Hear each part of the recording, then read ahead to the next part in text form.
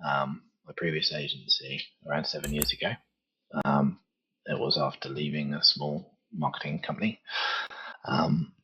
basically specializing in Google Analytics, Google Tag Manager, adding tags to site, analyzing sites. Sold that company, and then went on to become a consultant. I wrote a book called Your Data is Fucked. I've been interested in business since I was 10. Both my parents set up their own businesses.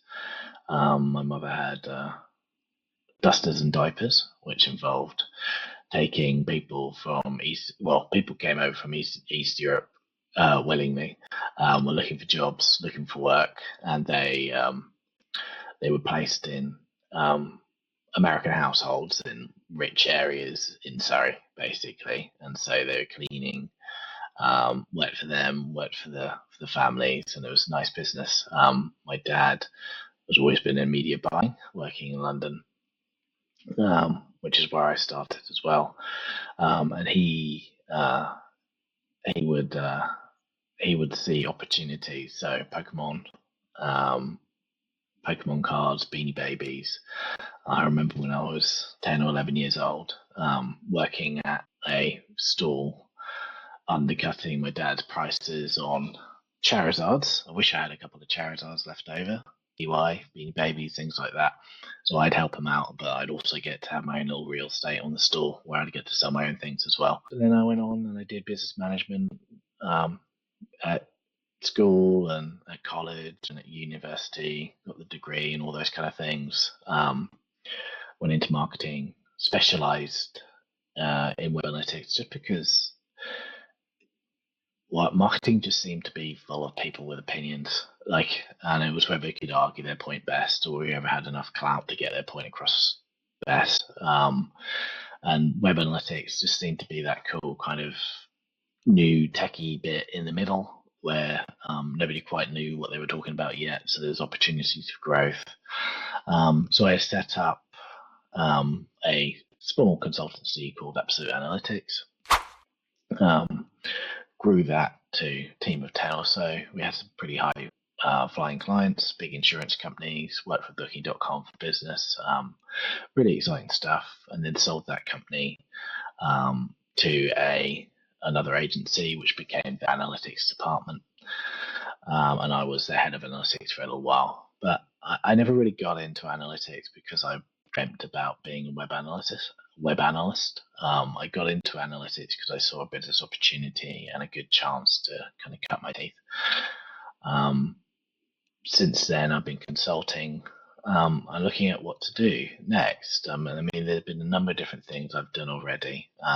One was during that kind of brief period, I got into looking at print-on-demand publishing. So Amazon, effectively, you write a book and you can publish it yourself. So I did that, which got me quite a few clients, which was great. The book was your marketing is fucked for your analytics is fucked. Your data is fucked for marketers. And it was 100% written by me, no AI involved at all. The whole idea was just to get marketers to think about the principles, the foundations, and everything I'd learned really was like, most of the time, you're not really needed in web analytics. If you actually build solid foundations, the main problem with tracking is often that people are just cutting corners or getting cheaper platforms, sticking different platforms together, making these Frankenstein beasts of websites that effectively need a really complicated solution to be able to track across them all. If you actually prioritized analytics to start with, then you probably wouldn't need to spend as much money implementing it, cleaning the data, and all those kind of things. And that was quite frustrating. So I wrote an entire book on it. Since then, there's a number of different things I'm really keen to get into. So that's so print on demand in terms of like t-shirt printing, micro SaaS in terms of applications, like software applications, really anything where it's like you can be creative and create and do something of scale, and it has the kind of what if this really works, and it just takes off. And anywhere where the technology is really developing is really interesting to me, and exciting. So that's a little bit about me. And while I've been working on a lot of these projects, and I'll go through them, I've realized that there's a lot of wastage. Like there's a lot, I'm just kind of working on my own or with partners or with people. And there's a lot of wastage in terms of things of learning and like points where you fail and everything like that. So, which I'm okay with. I'm happy with to do that, but I just thought there must be a better way to capture that value. So, I've done a Kickstarter recently. So that was, so I actually used AI to generate a number of ideas. One of them being like, why not make an apocalypse kit? So just imagine a kit where anything you could possibly make. No, sorry, apocalypse kit where anything for like kind of low likelihood but massively destructive scenarios. So like alien invasions, zombie apocalypse, and things like that. So I went through the process of learning the Kickstarter platform and making my own Kickstarter for zombies and aliens. And I learned lots doing that. And so I just thought, and while I was doing that, I realized it has to be released by something or someone. So that's where JoyVault came in. And the idea was that, why am I doing this? I'm doing this because it creates joy. It's something. I love building, I love putting things together, I like working with people. So it's, for me, it's the joy of that. And the idea that there's this vault that you could potentially have all these different unused ideas and concepts and things. So if you just keep it locked away, then nobody gets to see it. So that was the idea for JoyVault. And so that's developed over the Kickstarter campaign. The Kickstarter failed, so that'll be a first episode where we can go over why that failed and what learnings we can gather from that. And so the next step was to think about, well, how do I create this concept called JoyVault? And what I'm imagining is a series of videos and blogs where I'll go through the different things that we're working on.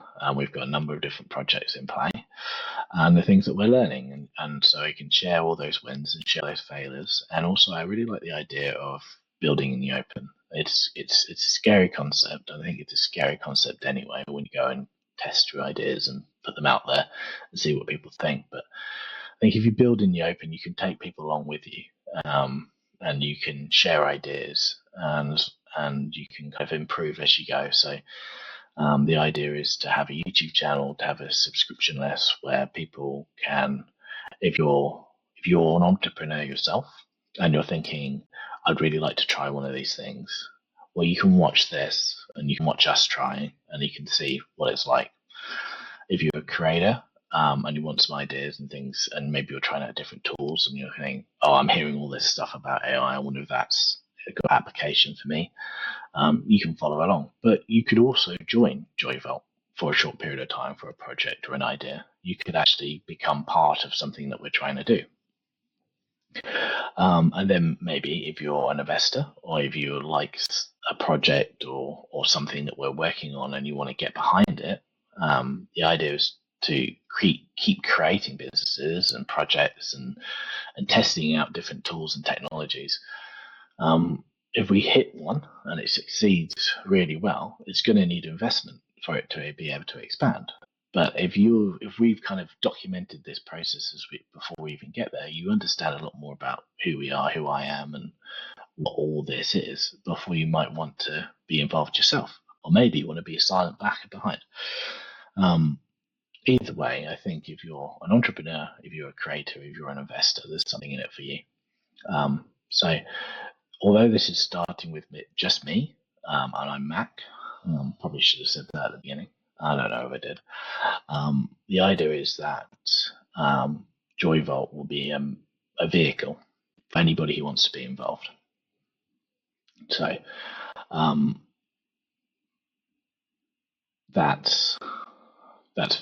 that's me, where I've come from. That's JoyVault, and I guess I should really bring it back round into the kind of the why. So I'm a big fan of Simon Sinek.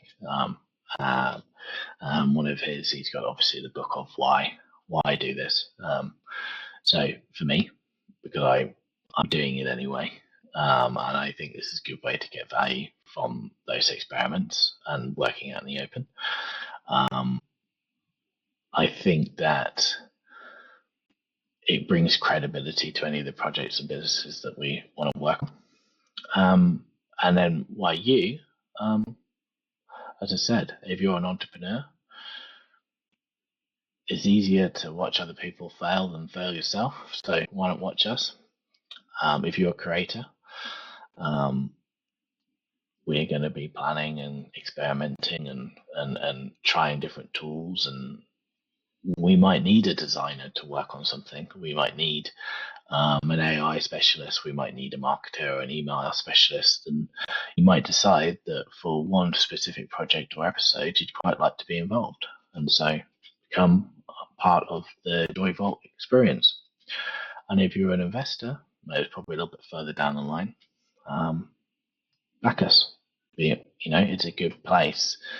Maybe you've got a tool, maybe you've got something you think we should try. If you want to be part of what we're doing, it could work for you as well. So that's me. That's Joy Vault. This is episode 1. I hope the production value will get better. I hope it'll become a bit more interesting. But thanks for watching.